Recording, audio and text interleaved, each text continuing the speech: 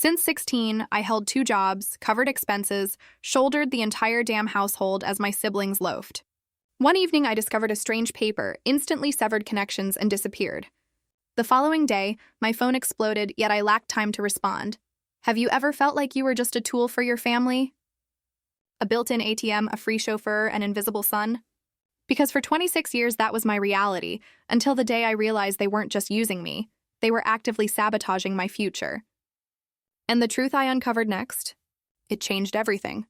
My name's Bennett, and for as long as I could remember, I was living life on fast forward, stuck in an endless loop. 26 years old, still in Pittsburgh, working back-to-back shifts. Days spent behind the deli counter at a grocery store in Greenfield, then all night stocking shelves at a dollar store off Carson.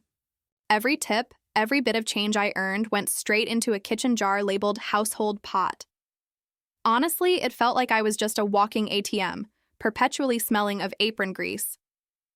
My parents, Renee and Todd, they loved to call me their built-in parent. They'd say it with these big, proud smiles like it was the highest compliment. "We don't know what we'd do without you, Ben," Mom would coo. That was usually right after I'd hauled Ava to cheer practice in Bloomfield or Luke to JV basketball in Squirrel Hill. Then I'd walk into a house with crusted pans stacked in the sink, a laundry pile that could rival a small mountain, and a mental list of things that somehow only I ever noticed were broken. "It's just easier if you do it," Mom once told me when I asked why I was the only one folding towels. "You do it right."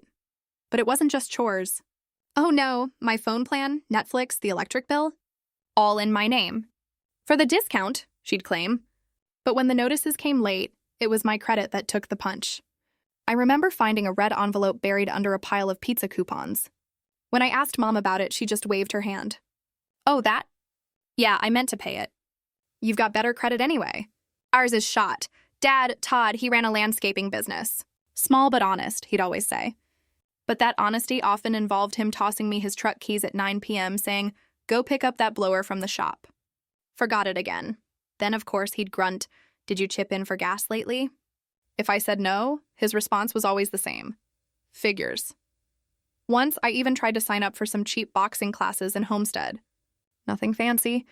But Dad barked, "We need that money for bills." Mom jumped in. "Gym is a luxury, Ben. Family comes first, right?" Their version of family first meant the fridge was always stocked for the twins. Ava got her oat milk and name-brand granola. Luke had his protein powder. Me, I got off-brand mac and bruised bananas from the discount bin. My schedule, the one that lived crumpled in my pocket with deli slips and IOU notes for gas, it never made it onto the kitchen calendar. That calendar was sacred, you know? Bright, bold ink for every single one of Ava and Luke's events. My double shifts, my weekend grind, not even worth a marker. And the stories? Don't even get me started. There was no baby book for me. No framed pictures before the twins showed up. I once asked about my birth story, and Mom just gave this weird smile and said, "You were a miracle." It was like the twins were the main act, and I was just a warm-up. Then things started to feel off. One day, I needed my Social Security card for some paperwork. The issue date was when I was around 5. Weird. And my childhood vaccination records? Not from anywhere in Allegheny County. They were from a clinic in Wheeling, West Virginia. That made absolutely no sense. I even remembered seeing an old plastic folder on the laundry shelf labeled insurance taxes.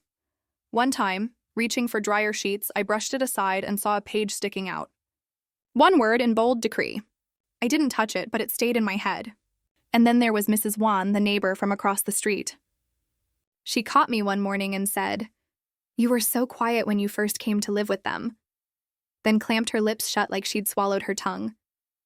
It was like she'd spilled a secret. The cherry on top? Every time I cooked something decent, Mom would wag a finger. "Don't get fancy. Save that for people who pay your wage." Then she'd add with a snap, "Played it right, though." Like a restaurant. Yeah, that was my life. Built-in parent. Built-in driver. Built-in maid. But not once, not ever did I feel like their kid. Then I found the Hill District Community Kitchen. I started showing up on Tuesday and Thursday nights right after my deli shift. Nobody there cared how tired I looked or what car I pulled up in. They just handed me an apron, pointed to a sink, and that was that. I chopped onions until my eyes burned, stirred massive pots of chili, and helped serve trays to people who said, "Thank you," like they meant it. It felt like breathing room. No calendar packed with someone else's plans. No fake family comes first lines. Just sweat, heat, and food. And it was mine. Mr. Delgado ran the place. Tight ship, but not in a loud way. He watched. On my third night, I adjusted the vinegar in a chili pot. It was too flat, just a splash balanced it out. Delgado clocked it, said nothing for a minute, then leaned over. "You've got a real palate, kid. I'll cover your classes if you show up and grind." I didn't say anything back, just nodded. Because if I'd opened my mouth, I might have choked. The next night, he handed me a used serve-safe book. Pages bent, notes in the margins. He told me he'd walk me through it, basic knife skills too. But I had to do the work.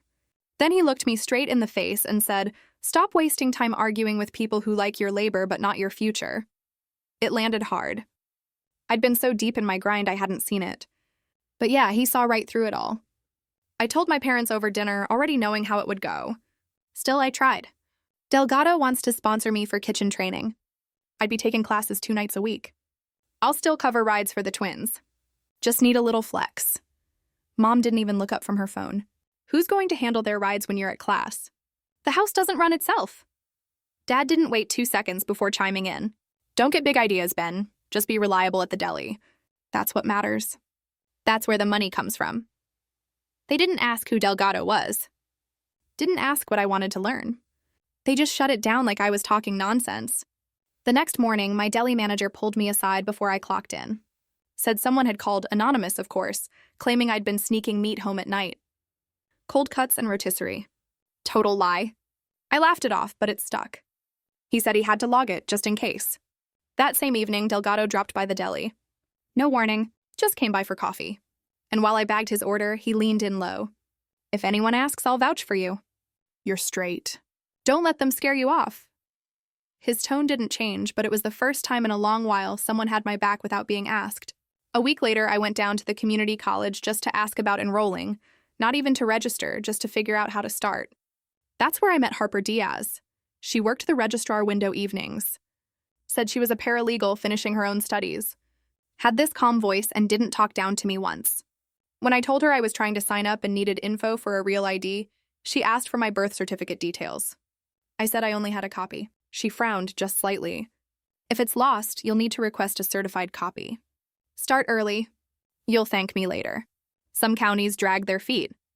She tapped a few things into the computer, paused, and then asked, "Are the utilities and phone plan actually yours, or just in your name?" "Both," I said, but my stomach turned a little. She looked up. "If other people use the accounts and payments fall behind, that's on you. Just be careful, okay?" She didn't say it like a warning, more like someone who'd been there and saw it coming. That night, I checked the junk drawer looking for my serve-safe test date. Delgado said it should have been mailed soon. Mixed in with expired coupons and an old charger cable, I found the letter. Unopened. The test date was 4 days ago. I held it up to Mom in the kitchen. "You get the mail every day." "Why didn't you give me this?" She glanced at it, shrugged. "Must have slipped." "Don't blame me if you're not organized." Didn't blink. Just went back to stirring her tea. I rebooked the test myself. Delgado said he'd cover the cost again, but only this once. "Show up next time or don't bother," he said, eyes steady. At church that weekend, Noah, this quiet guy who usually sat 2 pews ahead, caught me in the parking lot. Said he'd heard I was trying to get into culinary.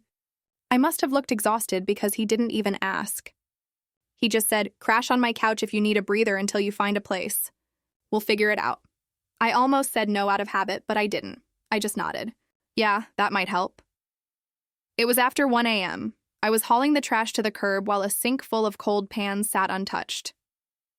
The twins' uniforms were still thudding in the dryer, and someone had left an empty milk jug on the counter like they expected it to refill itself. I stood there, hands wet, shoulders locked up from work and driving and hauling bags all day. Something in me just snapped.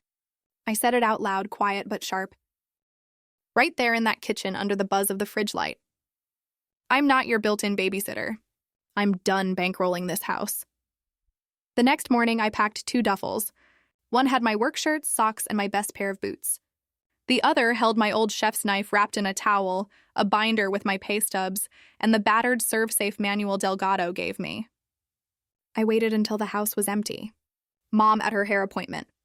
Dad on a landscaping job. The twins still at school. Noon. I shut the door behind me without a note, without a word. Noah had cleared out a corner in his basement. Beach view near the tiny TV, cement floor. One space heater. Twin mattress on a frame that creaked a little when I dropped my bags. No window, but the air felt clean. Breathing room. "Pay me when you can," he said, holding out a spare key. I thanked him, and I meant it. That night, I sat cross-legged on that mattress and exhaled so hard I had to sit still a few minutes before I could even start thinking again. First move. The next morning, I went to a credit union and opened an account in my name. Real ID in process, new routing number set. I called my boss at the deli and switched my direct deposit right away. Next, I logged into the phone plan, the one I'd opened when I was 19 because you're the only one with decent credit, Ben. I ported my number to a prepaid carrier. The other 3 lines, Mom, Dad, Ava, were showing past due by $89. Luke's line had been cut off last month and he'd switched to a prepaid, so it wasn't on the account. Didn't matter who ran it up. On paper, it was mine. I backed out of that account and canceled Netflix. I scheduled the electric service to transfer out of my name at the end of the current billing cycle. Picked up a small prepaid hotspot for class stuff. When Mom texted me a few hours later saying, "The TV stopped working. Fix it," I didn't answer. Dad left a voicemail that night. No greeting, just family comes first. Your tips are household money, and you know that. I stared at the phone while it played, then set my lock screen to silence unknown numbers. I walked into Delgado's kitchen the next day and said, "I'm good to make every class now. No more rides, no more house stuff." He didn't smile or ask why. He just nodded and handed me a binder with food safety drills, knife diagrams, and the weekly schedule. "Show up, do the drills. No excuses," he said. That was it. Harper came by the kitchen that night. She saw me trying to track my hours and food costs on a scrap of receipt paper and didn't say anything snide. Just pulled out her laptop. "I made a budget template you can copy. Rent, food, class fees. Start simple. Document everything, especially anything from the old accounts. Just in case, I didn't argue. I just nodded and took the flash drive she handed over. It felt like someone tossing a life raft without asking if I could swim. That first week away, I slept through the night for the first time in years. No footsteps waking me up for one quick ride. No last-minute laundry piles. No late-night grocery runs because someone forgot cereal. Just silence. One night, I even slept through my alarm. Missed breakfast, but I didn't feel bad about it. Each morning, there was still this 5-minute stretch right after I woke up where the guilt hit hard. Not because I missed them, but because I knew how they'd spin it. You abandoned the family. Or, you're ungrateful after all we did. I'd hear their voices in my head before I even got out of bed. But once I stood up, pulled on my work shirt, and saw the calendar with only my name on it, that weight slid off. My shoulders dropped and the guilt, it passed. Noah didn't ask for updates. He kept to himself mostly, working nights at the medical supply warehouse. Every few evenings, he'd tap on the basement door and drop down with extra leftovers, or just to sit a few minutes before his shift. "Never pressed, never judged? You getting your footing?" he asked once. "Yeah," I said. Finally. Delgado kept it tight at the kitchen. No room for sloppiness. He corrected my cuts, drilled me on safe temp, taught me how to taste before I seasoned, not after. It wasn't school. It was sharper than that. Every second had weight. "Respect the line," he'd say. "You don't respect it, it won't respect you back." I took it to heart. One night, I texted Harper a screenshot of my updated budget. No emojis, no fluff, just a message. Bills balanced, no past dues, groceries covered, still on track. She responded 5 minutes later. "That's what we call a grown adult move. Proud of you." I sat on that twin mattress, eating a bowl of leftover rice and beans from the kitchen, and stared at that message longer than I needed to. Not because of the words, but because I finally believed them. I was on my 15-minute break behind the deli, sitting on the curb, trying to cram for my ServSafe exam with a highlighter and a lukewarm coffee, when I saw Mom's minivan roll into the lot. She pulled up way too fast, parked crooked, and got out like it was some emergency. Her eyes were already wet when she walked up. "Benny, just hear me out," she said, like she hadn't been ignoring my texts for 2 weeks. I stood up and didn't say anything. Just waited. She rubbed her temple, then went straight into it. "The phone bill's a mess now. Your sister's line keeps dropping. I need you to put it back. Just the account. Just for the credit score. It's your name, your score? It won't hurt you." "It's already hurting me," I said. I'm not putting it back. She blinked hard. You're acting like this is all just nothing. Like this family didn't raise you. I'm not your bank, I said. And I'm not going back. Her face twisted, but she didn't say anything else. Just hugged her purse to her chest, turned, and walked away. I went to clock back in, patted my jacket pocket, and my keys were gone. I checked the curb, my bag, the break table, even the floor in the back room. Nothing. I called her. She answered on the second ring. Oh, I grabbed them by accident. They were just sitting there. You made me late, I said. She laughed lightly. Well, I didn't know they were important today. They were. I missed the test window. I had to rebook it for the following week. Delgado didn't say much, but I could see it on his face when I told him. You better not make that a pattern, he said. Second chances don't mean you get thirds. I passed it a week later, scored high, kept the paper slip folded in my wallet like a badge. But it sat heavy. Later that month, I went to the library to print some class notes and figured I'd finally pull my credit report while I was there. I needed to know how deep the damage was. There it was. A store card I didn't open, under my name, with a balance of $1,182. Opened 4 months ago. Same home address I just left. I stared at the screen, fingers frozen on the mouse. It was in my name, my SSN, my problem. I printed it out and took the bus straight to the kitchen. Harper was already there, doing homework in the corner with her headphones halfway on. I dropped the printout in front of her. That's not my debt. She read it, jaw clenched. We can dispute this. Also, you need to send them a cease and desist. If they use your info again, it needs to be on record. We sat down at her firm's copier the next day and drafted the letter together. Clear, direct. Stop using my identity for accounts or credit. She helped me get it notarized and sent certified. I still remember her saying, this isn't spite. It's protection. Delgado backed me too. When I told him what was going on, he pulled a wrinkled letterhead from his drawer. Tell me what to write. I'll sign it. I've seen you clock in, work clean, hit deadlines. If it goes to court, I'll say what I know. I filed a small claims case the same week. Went downtown, waded through metal detectors, and handed over a folder with copies of my bank statements, ID, credit report, and a screenshot of the disputed card. The clerk stamped everything and said, You'll get a hearing date within 6 weeks. That night, I got a text from Mom. You're tearing this family apart over a piece of plastic. Hope you sleep well? 2 days later, Dad called from a blocked number. His voice was calm, too calm. Just put the Netflix back. Your sister's stressed. All this overreaction for what? I hung up. Delgado put me on steam table prep for the night crew. I stayed late practicing brunoise cuts on carrots and celery until my hands cramped. He walked past, glanced down at the cutting board. Clean cuts? That's how you keep the line flowing. I asked him about steam table timing. How do I hold the greens without turning them to mush? No wasted motion, he said. Season, taste, adjust. Stop second-guessing. You already know when it's right. I started trusting that. The nights were long, but they were mine. No side eyes, no guilt texts. Just prep, cook, clean, sleep. One night, Harper came by after her shift with a folder under her arm and a hot tea in the other hand. Got bored, she said. Mocked up a few logos, something simple. If you ever want to put a name to what you're doing. I flipped through the pages. Doodles, fonts, a little drawing of a fork next to a skillet. It hit harder than it should have. I asked if she ever thought of opening her own thing. Not really, she said. My mom tore everything I liked apart before I could finish it. Got good at not starting. We didn't go deeper than that. Just talked sauces for a while. Safe ground. Real ground.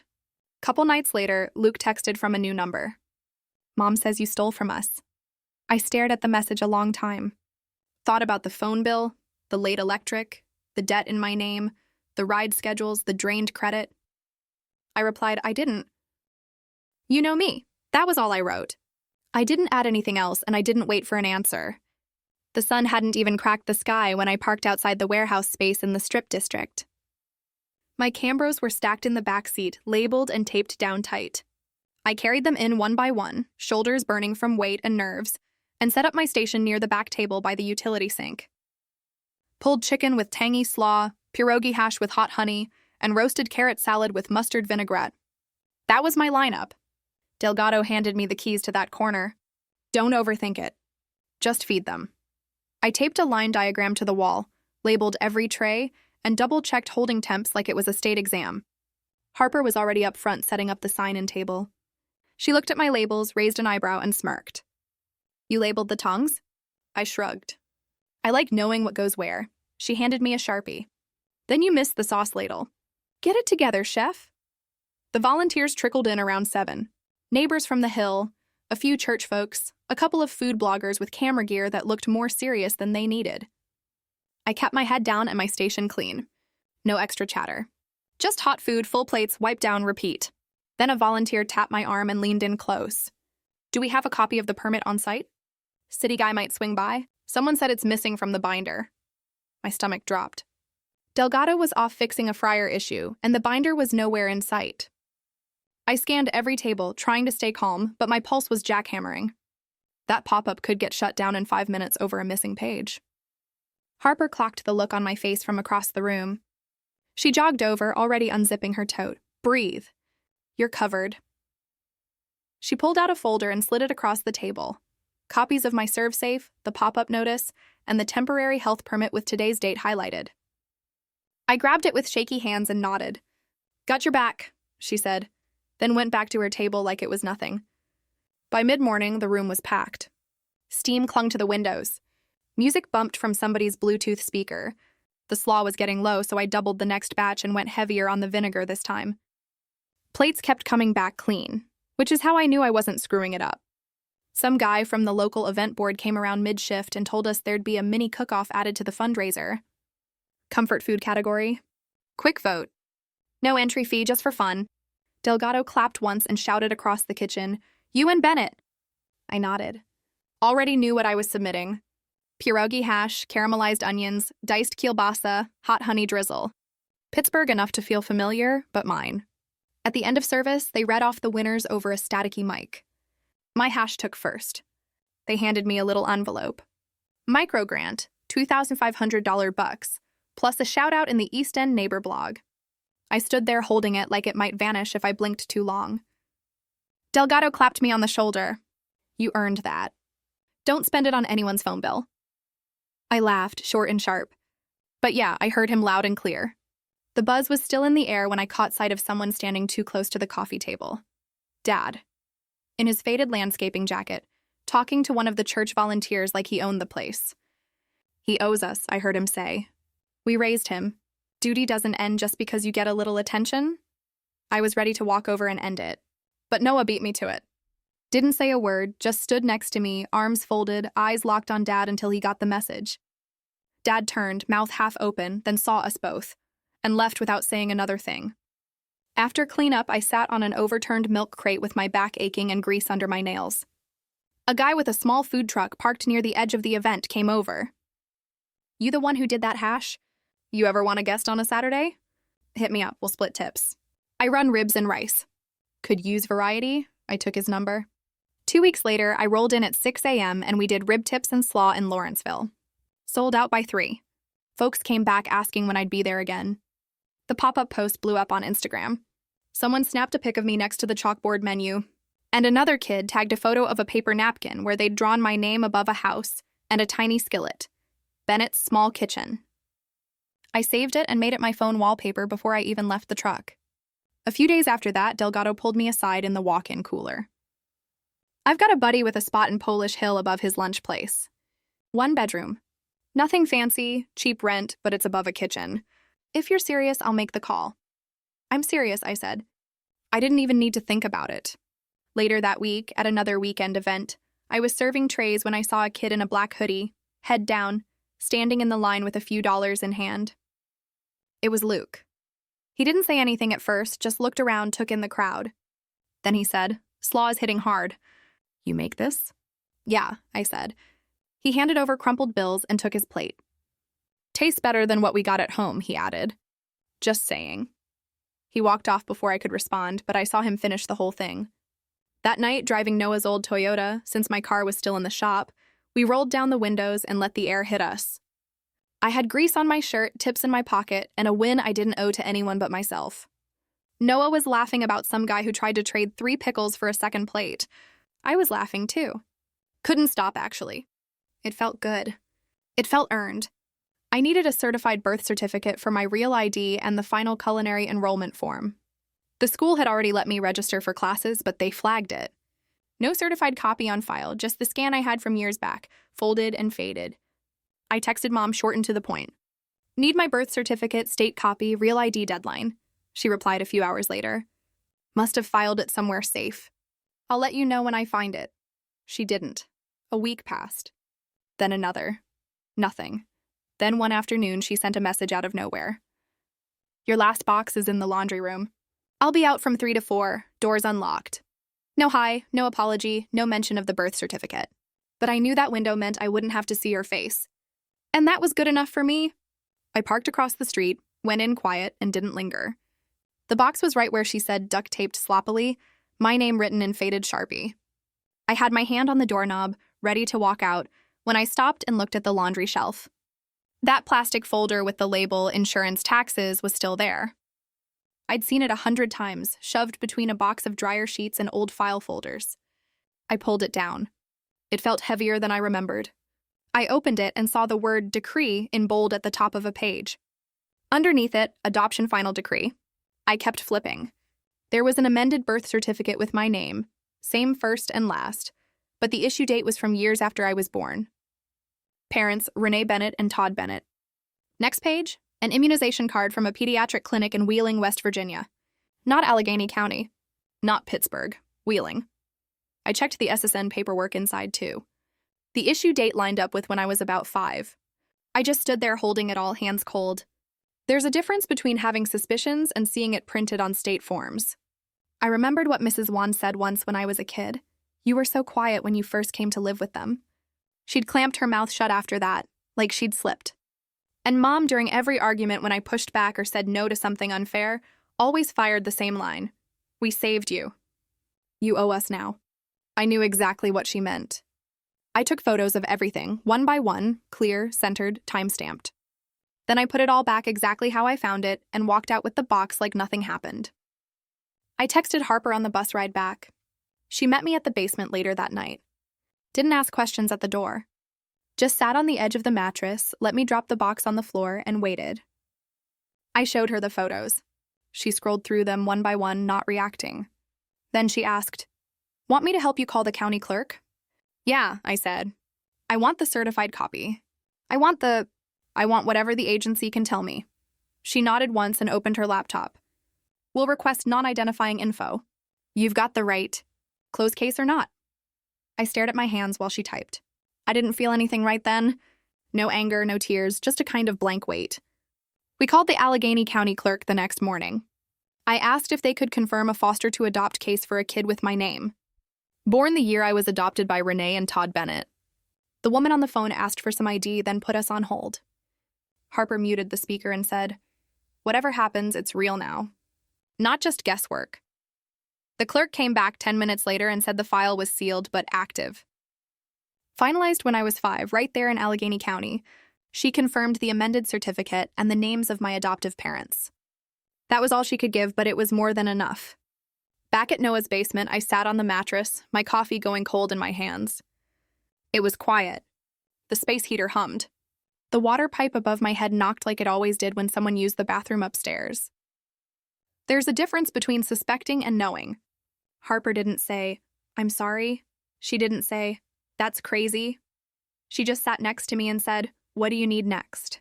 I didn't have to think. "Certified copy. Enrollment done." "Keep my head straight." She nodded. "Then we'll do it." I went to the kitchen that night and told Delgado everything. Straight up. No drama, just the facts. He didn't blink. "This isn't who you are," he said. "It's just where you came from. This is the part where you pick what your life is, not what you were told." That night, I slept harder than I had in months. Not because everything was fixed, but because the fog finally cleared. It didn't feel like walking in circles anymore. The map made sense now, and I knew where I didn't want to go back to. Dad called early Sunday. Way too early for someone who never called first. My phone buzzed just after 6 a.m. "Come home for breakfast," he said. "Just you and me. Talk a little." I said I'd meet him, but not at the house. He offered a diner by the river, the one near the train yard that hadn't changed in 30 years. Vinyl booths, metal napkin holders, and burnt coffee that tasted like cardboard. I got there first and grabbed a booth in the back. He came in wearing the same navy hoodie he always wore for landscaping jobs, with dirt still crusted on the sleeves. He sat down across from me and didn't look at the menu. The waitress poured coffee and walked off without asking. He took one sip, then leaned back. He didn't ask how I was, didn't mention the last 5 texts I hadn't answered. Instead, he sighed and said, "The house is falling apart." I waited. He kept going. "Your mom's behind on the electric. The phone plan's disconnected. Netflix is gone. The fridge went out and we had to throw everything. Luke's missing school trying to take Ava to practice. They're overwhelmed." I stayed quiet. Then he added it. "We saved you, you know. Don't forget who raised you." "I didn't forget," I said. "I also know now about the adoption, the amended certificate, all of it." He blinked once, like that caught him off guard, but only for a second. "Yeah," he said quieter. "We did foster to adopt. Got a little help for a while. That's how it worked. Then the twins came along and things got tighter." He looked at me like I was supposed to thank him. Like that half-confession cleared something. "We did what we could," he added, like I'd asked for an apology. I hadn't. I sat my coffee down. "You're asking me to come back and carry it again." He didn't deny it. Just leaned forward. "If you moved home, we'd help with your schooling. Rent-free, it would free you up. You know, we'd support you. Support me with my own paycheck?" I asked. Same setup. "My money in your bills, my name on your accounts." He shook his head like I was being dramatic. "It'd be a trade. Everybody wins." I pulled out 2 folded sheets from my coat pocket and slid them across the table. One was the cease and desist Harper helped me write. The other was the small claims paperwork with the court dates circled in red. "Stop using my name," I said. "Stop opening things under my info. Pay your own accounts." He looked down at the papers like they were in a foreign language. Then he looked up and gave the same line he always used when he lost control of the narrative. "You always were ungrateful." I didn't bite. I just stared at him, still and quiet, until he stopped talking. The waitress came back and asked if we wanted to order. I told her I'd just take the check. Dad didn't say a word after that. 6 weeks later, right on the timeline the court clerk gave me, the hearing came up.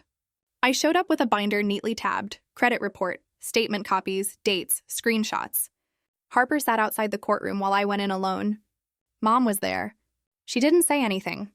She cried quietly in the hallway before we went in. But I didn't stop. I sat down, told the judge what happened, showed the documents, and kept my voice steady. No drama, just facts. The judge sided with me, ordered a refund, said the store card was fraudulently opened and the Bennetts were not authorized users. I walked out past Mom in the hallway. She reached out once like she might touch my arm, then pulled back and turned her face toward the window. I didn't say anything. I didn't need to. The next day, Delgado handed me a set of keys wrapped in a takeout menu. Small second-floor place over a lunch spot in Polish Hill. Tiny stove, walls the color of old plaster, kitchen vent that rattled when the weather changed. It smelled like fryer oil and burnt toast. It was perfect. "This place is yours if you want it," Delgado said. "You earned it." I told my guy you'd keep it clean and pay on time. "Don't make me a liar." I didn't. First night, I unpacked my knife roll, hung up a magnetic strip on the wall, and scrubbed the tiny prep counter with a sponge until it stopped smelling like last week's soup. Harper started coming by more. At first, just to help organize the next fundraiser, inventory lists, permit forms, recipes with backup weights, and batch counts. She was calm, focused, didn't rush anything. She kept my head straight, even when I started spinning out about portions or head counts or city inspectors. One night, she stayed late going over packaging options for to-go plates. We didn't talk much, just sat on the floor with menus and paper samples spread across the rug. When she left, she said, "You know you're doing it right. You're actually building something." I didn't answer out loud. But after she left, I looked around that room. The clean dishes, the labeled storage bins, the quiet, and I finally believed it. The house back in Greenfield was still falling apart. But for the first time, I wasn't under the rubble with it. The twins' school held a spring awards night in the gym. Folding chairs, cheap streamers, those giant laminated certificates the school loved handing out like candy. I showed up on time but stayed in the back row, behind the last row of parents and under a half-dead ceiling fan. I clapped when Ava got a leadership award for cheer and again when Luke got recognized for most improved in JV hoops. I planned to leave as soon as they were done. No mingling, no forced smiles. but a staffer flagged me near the water fountain before I could slip out. Middle-aged guy in a polo with the school's name embroidered on the chest. "Your parents said you might say a few words tonight," he said. "Just as the older brother, talk about how you're supporting them, offering help with college." "It would mean a lot," I blinked at him. "No speech from me," I said. "Not tonight." I walked straight past him and back to my seat. The program wrapped with applause and a kid stumbling through the national anthem on keyboard. I stood up to leave, but before I could get 2 steps, Mom appeared like she'd been waiting for the cue. "Say something nice," she hissed, guiding me toward a small mic set up on a folding table next to the sheet cake and hand sanitizer. She gripped my elbow tight and forced a smile for the people watching. I looked at the mic, then at her, then at the kids behind her, trying to keep from looking our way. I leaned in and said, loud enough to carry, "I'm proud of you, Ava and Luke. You're working hard, and it shows. I'm building my own life now. But if either of you want shifts at my prep kitchen, I pay fair and on time. That's what I can offer." Mom's smile twitched. She stepped forward, laughed nervously, and added, "He's going to help with tuition too, of course." I looked at the mic again. "I'm not committing to that," I said, flat and direct. Then I stepped back and walked away. Silence hit harder than I expected. A couple parents suddenly found their phones really interesting. One mom looked down at her kid's snack cup like it was the most fascinating thing in the world. Dad stood stiff near the drink table. His jaw locked so tight you could hear it. The twins stared at their plates like they wanted the ground to eat them whole. I waited by the side exit, leaning against the wall. Ava came over first, arms crossed, voice low. "Mom shouldn't have done that," she said. "I didn't know she was going to pull that." "I believe you," I said. She hesitated, then added, "I might take one of those Saturday shifts. I've been trying to save for books anyway." "Good," I said. "Let me know what weekend." Luke stood behind her, hands in his hoodie pocket, not saying anything. He didn't look mad, just blank, like he'd hit shutdown mode. "You good?" I asked. He nodded once, no words. They walked out together. I stayed behind just long enough to avoid the parking lot circus. That weekend, I worked the flat top for the food truck guys event in Lawrenceville. The weather was trash. Rain and smoke mixed in the air like wet charcoal. But we still sold out. I didn't think about the awards night, not once during the rush. Not when I flipped rib tips or boxed slaw or counted tips with frozen fingers. But when I got home and peeled off my soaked hoodie, I collapsed on the futon and slept like I'd been hit with a hammer. Monday morning, my inbox lit up. The neighborhood paper had run a small story, just a few paragraphs. Fundraiser results. Cook-off win micro grant. There was one line at the end. Bennett's Small Kitchen, run by a Hill District volunteer, served a crowd-favorite pierogi hash and slaw. No full name, no photo. Just enough. I stood in my tiny kitchen, fridge humming like a distant truck, and reached up to the magnet board. Pulled out a doodle logo one of the kids had handed me at the last pop-up, a fork next to a crooked little house, and stuck it dead center. That was mine. Didn't matter if it looked like a middle school art project. I looked at that magnet the same way I used to stare at my first pay stub back in high school when I bagged groceries at Foodland and thought $24 was a fortune. It wasn't about the number. It was proof. After the awards night, I went home and made a list. Not a wish list, not a dream board. A cleanup list. First thing, I closed every single utility account still in my name. Phone, electric, internet. Done.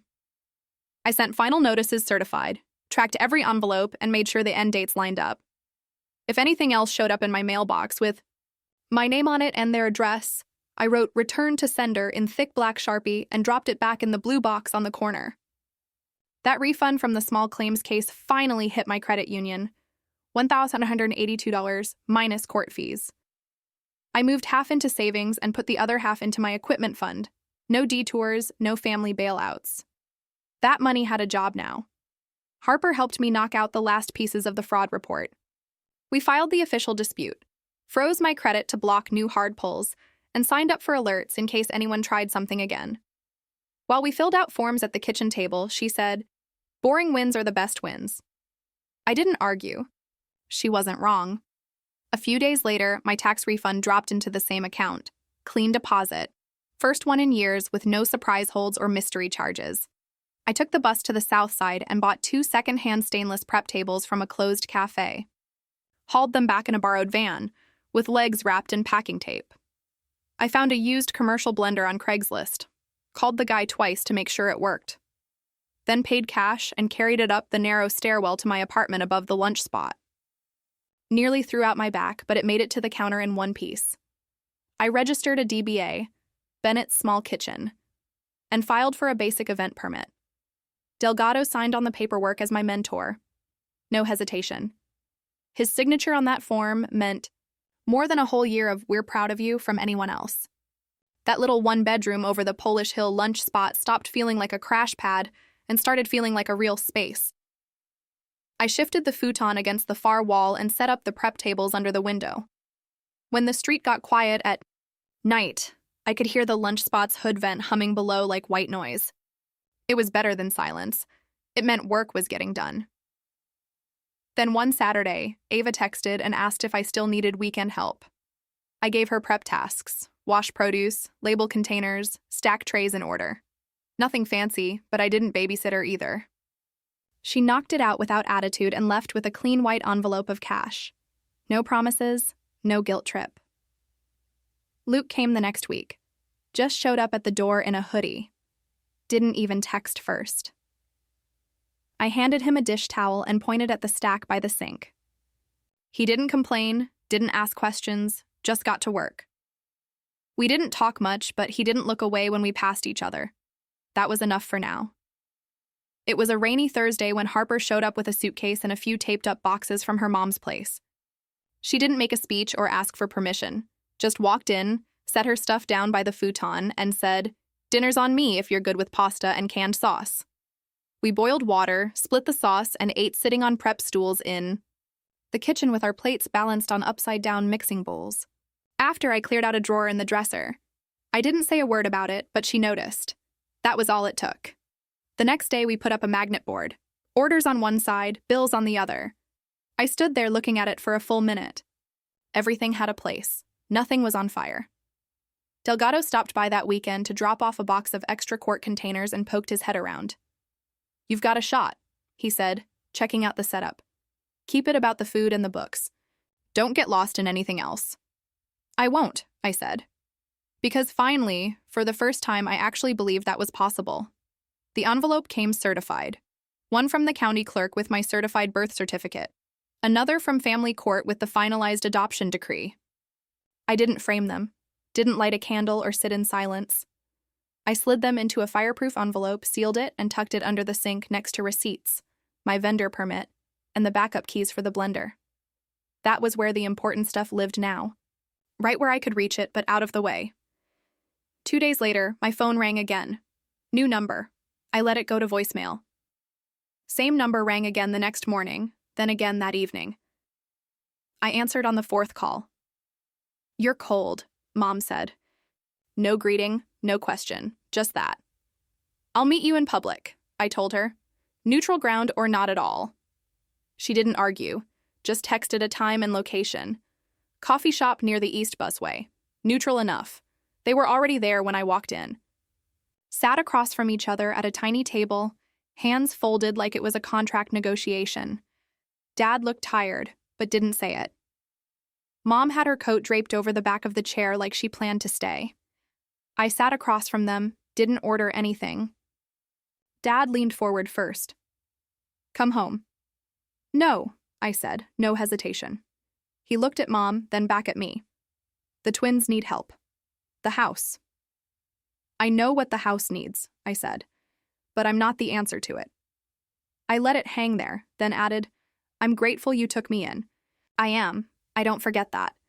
But I won't fund your house or babysit your life. Boundaries aren't punishment. They're how this doesn't keep burning." Mom crossed her arms. "We thought you'd understand." Her eyes were dry, voice flat. "We saved you," she added. I stood up. "I'm grateful you took me in," I said again, this time louder.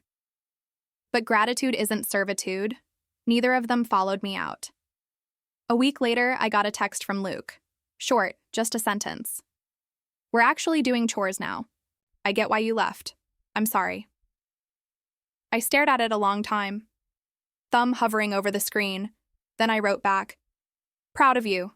Shifts open this weekend." Harper came home that night with a cheap little plant in a plastic pot, one of those grocery store succulents that barely needs water. She set it by the window between the spice rack and the backup roll of paper towels. We ate leftover slaw and watched a game on the old TV we'd picked out together off Facebook Marketplace. It still had someone's name written on the remote in Sharpie, but it worked fine. The magnet logo, a fork next to a crooked house, finally peeled off from the fridge. I didn't throw it away. I traced the outline onto a blank sticker sheet and cut it clean, then pressed it onto the inside of the door, just above the light switch. No spotlight, just mine.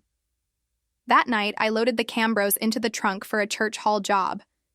3 trays of roasted vegetables, 2 racks of pulled chicken, sauces sealed and labeled. I locked the door, shut off the light, and stood in the quiet. No half-whispered demands through the vents, no stacked dishes waiting, no schedule written for someone else's life. The calendar hanging on the wall listed nothing but my orders, my invoices, and Harper's class schedule. That was the house now. It wasn't fancy, just real. This journey taught me that sometimes the hardest thing you can do for yourself is to walk away, even from those you thought were family. It also taught me that family isn't always defined by blood, but by who shows up truly for you. What would you have done in my place? Have you ever had to choose between your own future and someone else's expectations? I really want to know what you think in the comments below.